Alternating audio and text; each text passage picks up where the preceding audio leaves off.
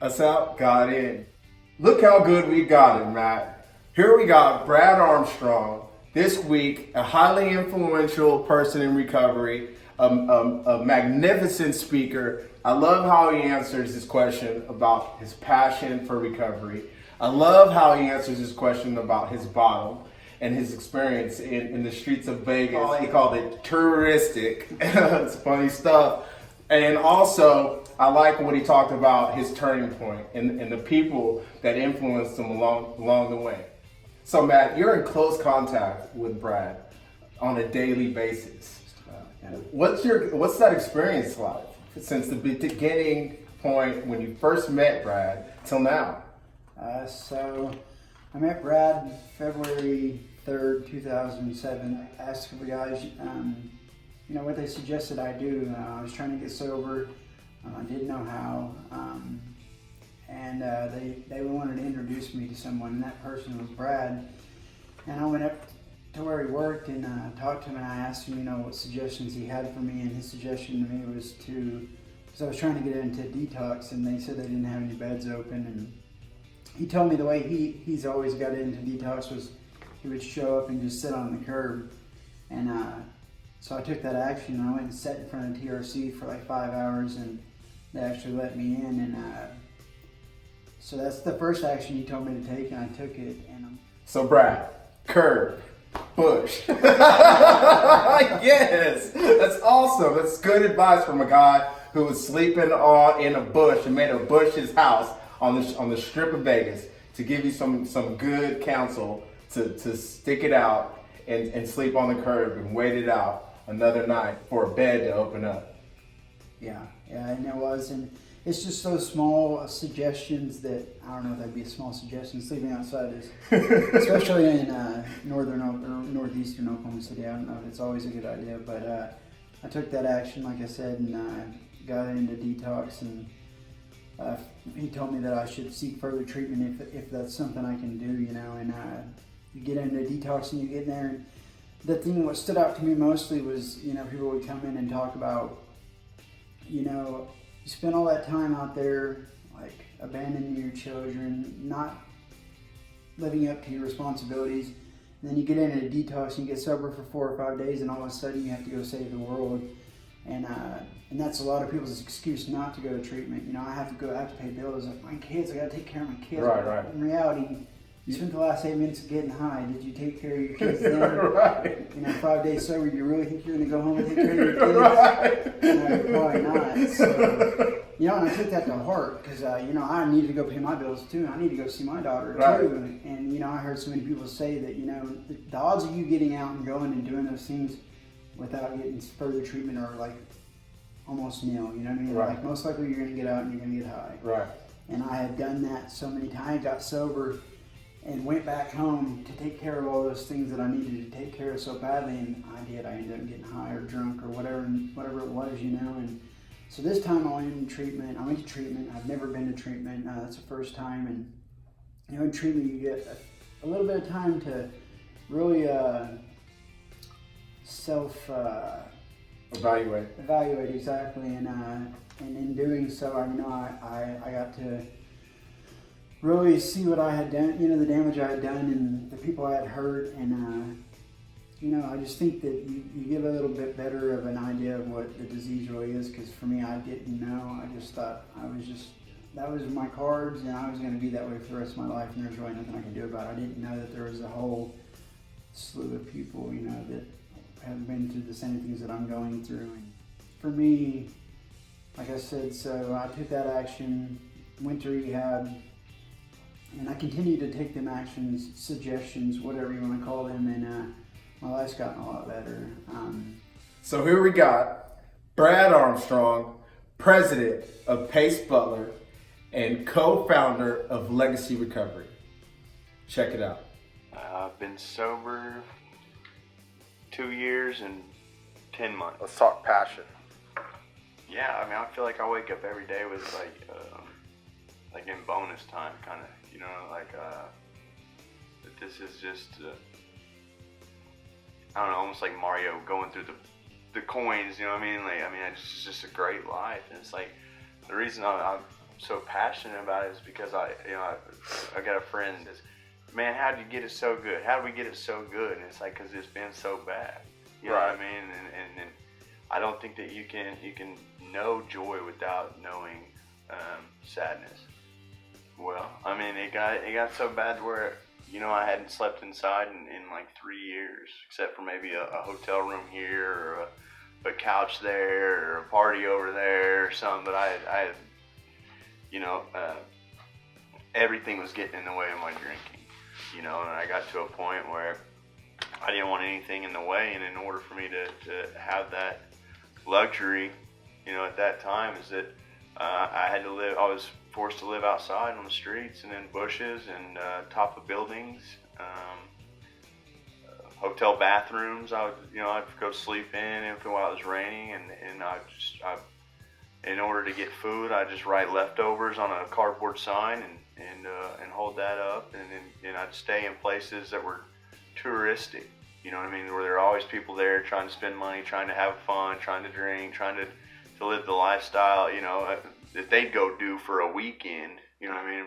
And I'd make that home base. So that there's always alcohol flowing. There's always someone there to spend money, to be willing to give you $1 or $2, and it was just it turned into a traveler, and I just it was the only thing that I could do to completely. I got to a point where I didn't want anyone to have expectations of me. I was so tired of letting people down that I didn't want anyone to have an expectation, and there was freedom in that. And I would say that recovering from that lifestyle, you might see guys on the bridges or holding up signs or whatever, get whatever it is that's going to make you feel better that day, And there's days I'd sit outside for 10, 11 hours to get $7. Right. And the things that you would hear when people walk by, get a job. My addiction had taken me to a point where I couldn't draw a sober breath, and I didn't. The guilt and shame that I felt, I couldn't even look at the people that loved me. Right. I didn't even want to be in the same state as them. I didn't want to run into Tony, my baseball coach, or I didn't want any chance of running into somebody that would look at me and go, "Whoa, what's going on with you, man?" You know what I mean? And so that's what I did, and that's how it got real bad. And I would try to get it together, I'd try to get together, and I could maybe put a month or two together, and it would just get frustrating, and I knew that if I took a drink, I would get relief. So let's talk turning point for you. The turning point was like I always thought that this was my life and I was hurting myself, and it didn't matter, and it's like, well, what does it matter anyway? Like, I didn't think I had a real purpose, and I didn't think that. I thought I was just hurting myself, and it was really no one else's concern. If they felt like I feel, they take a drink too, And then the turning point was when I noticed that my actions were hurting the ones I cared about more than they were hurting me. And at that point, it was okay for me to hurt me. For a long time, I was okay. I didn't care enough about me. But I always had a little spot, I always cared about you. I always cared about others. Like, I always cared about people. And when I was face to face with the actions that I had taken in a blackout that hurt someone I cared about greatly, the proof was there. It wasn't about me anymore. And I just didn't want to do that anymore. I didn't know what I wanted. I didn't know I wanted this life that I've got now. I didn't know, but I knew I was tired of that. You know what I mean? And alcohol is the only thing that could have convinced me that I was done doing that. And so I was faced with, I don't want to say decisions. I don't even want to say like I picked myself up by my bootstraps and started taking all these right actions. Like, that wasn't the case. Like, I just didn't want to do that anymore. Right. And I didn't really care what else it looked like. I didn't care if because I'd always put all these conditions on like when I tried to stop drinking, or when I tried to start living differently. Like, okay, I'm going to live different if X, Y, Z happens, or if I get treated this way. But as soon as someone didn't treat me the right way, as soon as I didn't get where I wanted to be or what I wanted to get, it gave me a full pass. It gave me a pass to drink.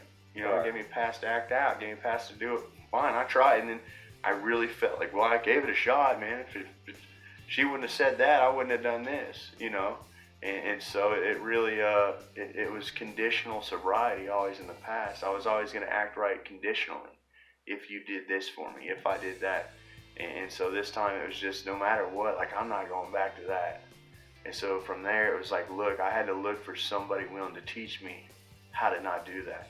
Because left to my own devices, my plans have always got me right back where I started. Right. So let's talk about that. So influential people or person, who was that for you? That was Tom Pace, yeah. Okay, so Tom Pace, he also wrote The mentor, the kid, and the CEO. Okay. You know, and I was in jail. You know, and that's where I sobered up. You know, and that book was in jail, and I was reading it, and there's, you know, let's talk about exercising. Let's talk about being, you know, spiritually fit, emotionally, financially, and physically. You know, and something about that book gave me hope. Man, I could relate that relativity. You know, the number one important thing, and you discussed or you mentioned it earlier when you were, I guess, speaking with some of our friends about how I speak when asked. It's identification. Right. You know what I mean? It's a gift. I can identify with you. I've been there, man. Right. You know what I mean? I know what you're going through. I know the feeling. I still remember it. I don't ever want to forget it. Right. Because if I forget what that felt like, then I can't reach you. I can't reach that person hurting, that person on the street with the sign. You know what I mean? A person that might be at the point where Tom found me, willing to do something different. Right. You know, and then when I asked him, it wasn't always easy. You know what I mean? He gave me clear-cut direction. And what can you talk about? What are some principles or values or philosophies that he's given you that you practice daily in your daily endeavors? Number one, starting out, like when I started this road, I didn't feel great about myself. I didn't feel worthy of a good life. I didn't feel like the blessings were for me of the taking. And he taught me first and foremost that people with self-esteem do esteemable things. Right. And I always thought that you had to feel some certain way before you could take right action. I always thought that I had to feel it before I did it. And it's actually, in my experience, has been the exact opposite. Right. You know, if I take the action, the feeling will follow. Right. I can't think my way into right action, but I can act my way into right thinking. That's good. And so he outlined some principles and some actions that I was going to do every day that I didn't know then, but they were building my self-esteem, my work, my self-worth. And I had changed my identity in a short time just because of the actions that I had been taking. I was no longer this bum on the street asking for money to get a beer. You know what I mean? I was this guy trying to help other people stop drinking. You know what I mean? I was this guy trying to help somebody move for free if they needed help moving. I was this dude trying to give back what was so freely given to me. And guys like that don't take drinks. Right. Guys like that don't panhandle on the street. Guys like that stay sober. Right. And I remember sitting there, and we were in a meeting, and I shared that I was a perpetual retread. You know what I mean? And he wrote a note and he said, "You're not. You know, right. You're an outstanding member of society that helps other people." Right. You know, and it just kind of clicked. You know, and all these little actions that he was telling me to take that I didn't always agree with. You know, I think that's very important. If you're tired of getting what you've got, and someone's directing you to a better life, don't only take the actions that you agree with. Right. Because it's like, look, my best thinking got me homeless on the streets of Las Vegas begging for money. You know, and that's my best thinking. That was my best foot forward. Despite all my grand ideas and my IQ level, I thought was so, you know what I mean? Like, no, that was like what I did on my own with my own devices I got right there. Right. And so now that I'm reaching out for help and someone's actually willing to help me, this guy's got a millionaire, you know what I mean? Right. Or anyone that's helping you that's got their stuff put together, like it's taking time and effort away from things that they care about to help you. Right. Be willing to listen. You know what I mean? A lot of times I took the action just to prove him wrong, and it didn't work. You know what I mean? I proved him right. You know, and I got this life, and then the greatest gift I think I got was the ability to pass that on to somebody. Right. The ability to identify with somebody struggling and say, "Hey man, are you really done with that? Because if you're done with it, here's some actions that you can take that are gonna change your life." Right. You know, and that's why I go to the jails. That's why I go to prisons. That's why I go to the places I go to try to be of service to other guys. Because I want the guy that's at the bottom. Right. You know what I mean? Because it's gonna take that in order. I can't I just don't have a lot of success trying to help guys with ideas. Right. You know what I mean? Or plans or schemes, or if I just get this back and this will happen, like, great, let me know how that ends up. You know, I wish nothing but the best for them. Right. My experience is you got to be out of ideas, man. You got to be willing to take suggestions from somebody who's been where you're at. Right. It's not there anymore. Or worse. Or worse. Right. Yeah, absolutely. That's good that you brought that up, because I was going to ask you, at what lengths are you willing to go to maintain your sobriety, and you actually spoke about what the things that you are doing and were taught, to do, or were the tools you were given, so like for me, I also read Tom's book, and in his book it talks about the dream list, and so for me, I always feel like I needed to be doing more, and but it also takes belief, like believing that I could do it. Absolutely, your beliefs will dictate your future. Right. You know what I mean? And I didn't know all this stuff. Like, I didn't know that every little action I take over a 24-hour period adds up to my life. Right. I just didn't know. I don't know if I guess maybe some people got that. I didn't get that. I thought there was just some major event that was going to happen and put me back on the easy street. You know what I mean? That was not my experience. It was every little, and Tom talks about the law of compound. You know what I mean? When you put that into taking great actions, it adds up to a good life. Right.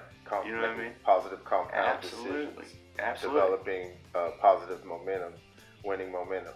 Yeah. So let's talk about conflicts. How do you respond to conflict, or how have you learned within this your walk? I like to call my walk my eternal walk.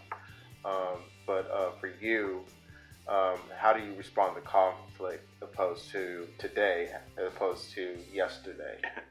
Well, in the past, like, conflict was either a reason for me to do what I wanted to do anyway, and you gave me a real good excuse to act like I want to act. You know what I mean? Right. And it's not in anyone's best interest, including myself.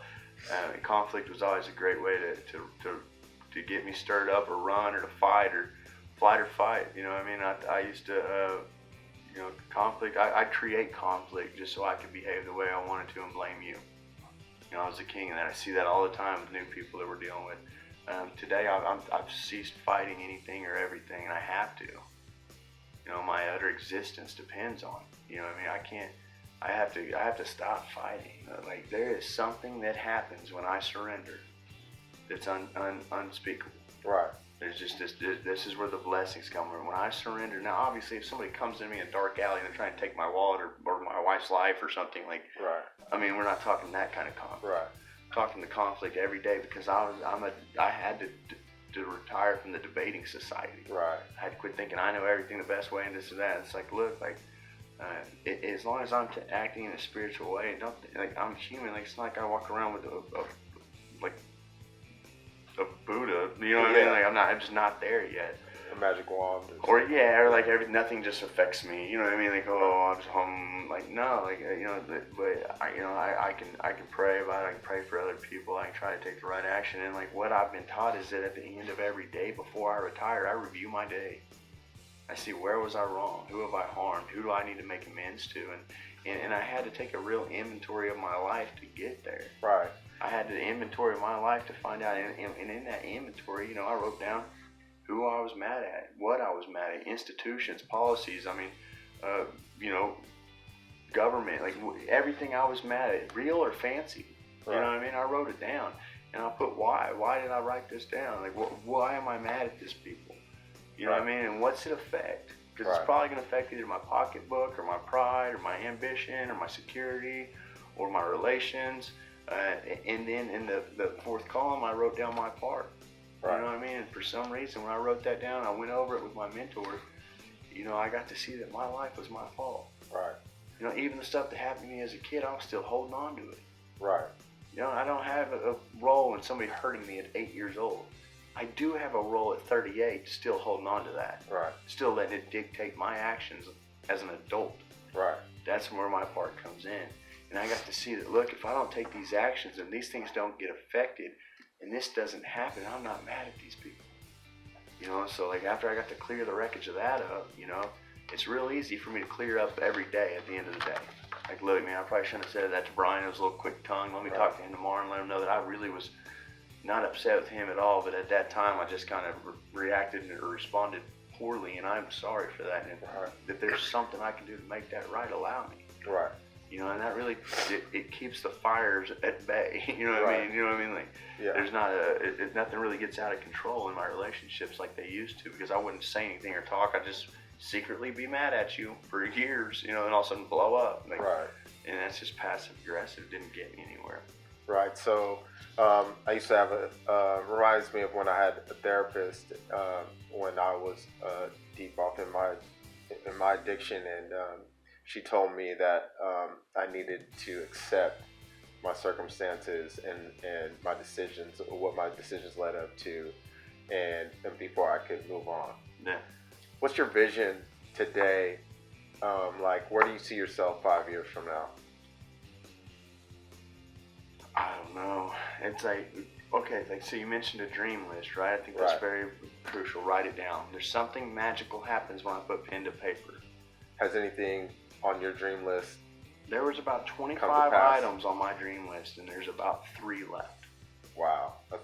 After my first year of living this way, and that's the whole deal. It's like I would have sold myself so short. Right. I didn't have a vision. I don't know what my vision will be in 5 years, because I don't even want to limit my God today. That's good. You know what I mean? I don't know. Like, some short-term goals is I want Legacy Recovery the next 5 years to have 10 houses. Right. And right now you have? I have 2. Working on our 3rd right now. Good. So I want 10 houses. I want a treatment center. I want a treatment center that's funded by itself. I don't want state or government money. I don't want anyone dictating how we're going to be of use to other people suffering. That's good. You know, whoever pays the piper calls the fiddler's tune. That's good. You know what I mean? They don't always know what's best for the audience. Good. You know, I want somebody to be able to drop somebody off at our doorstep dying of alcoholism or drug addiction or whatever it is, and they can be detoxed there, they can be treated there, they can be reintegrated into the working community there, and then they can go to sober living from there. I want it to be all-encompassing. I don't want them to have to go over here to be detoxed and over here to do this and over that, because there's too many gaps. There's too many gaps. That's the problem I see with detox going to treatment center. How many people do we lose from detox and treatment? To say, yeah, I'm going to go over here, oh, the bed was full, or I couldn't get in. Hey, maybe I'll just try sober living, and then they end up back at their girlfriends where they came from, or whatever. It's like there's too many gaps in that system. Right. I want something that's going to be self-sustaining, self-supporting, and it's from A to Z. And I want the course to be able to recognize it. I want to make a huge impact on our you know, on our legal system. I want to have an outlet other than prison. Right. You know, I don't want everyone to have to get locked up because they have drug addiction. You know? If they're willing to do the work and stay sober and make some adjustments in their life, a 5-year sentence people are doing 6 months on. Right. A 10-year, they're doing 18 months. Why not spend that 18 months in a facility that's going to get you better? Why not treat the problem? It's not going to cost the state anything, you know. And so that's the vision. I want to have an impact. I want to impact the world greatly, like I've been impacted. That's good, man. Yeah, I believe in your vision. I believe in having an end goal, and I also have written a dream list, and I've accomplished a few things on my list. And you're right about the power of putting pen to paper. I believe in that as well. Can you talk about an influential book you've read lately that has helped you in your daily routine, or has helped you improve in some aspect of your life?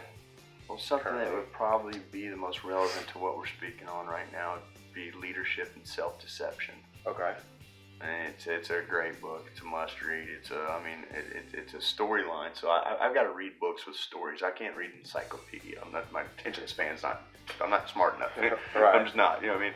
I've got to have something captivating me with a storyline, and that does it. You know what I mean? Good. And it's about, you know, most people are good-willed. You know, most people think they're doing right even when they're doing wrong. And what happens first for me to take a wrong action is I've got to deceive myself.